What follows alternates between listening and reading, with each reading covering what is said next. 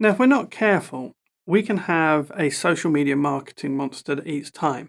Why have I called it a social media marketing monster? Well, a social media marketing monster is the social media activity that we do, and it often becomes a monster. And this is why people, when they try to get on with social media marketing, they're going to fail.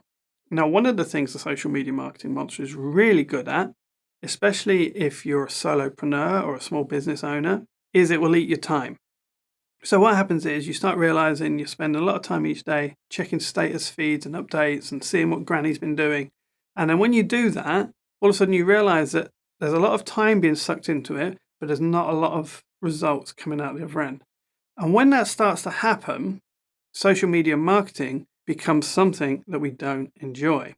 So we're going to have to train our monster. We're going to have to train our monster to work during set times, to a schedule, to a system. And throughout this course, we'll be discussing how we can do that. But one of the key things we have to understand about the social media marketing monster is when we start training our own monster in our business, he is actually really bad at something. And that thing he is bad at is this: going on social media platforms and creating a sale. So the social media marketing monster is really bad at selling. And that is how most people train their social media marketing monster. They train it to sell, but he's really bad at it, and then they get frustrated because they haven't had any success.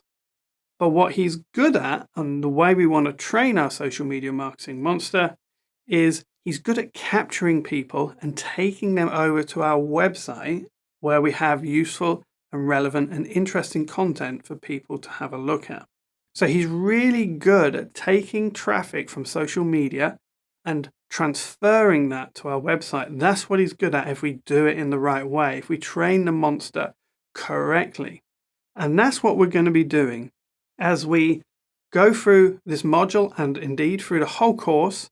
What we're going to be looking at is how do we create a good social media marketing strategy that actually delivers something that is useful to us and isn't a complete waste of time.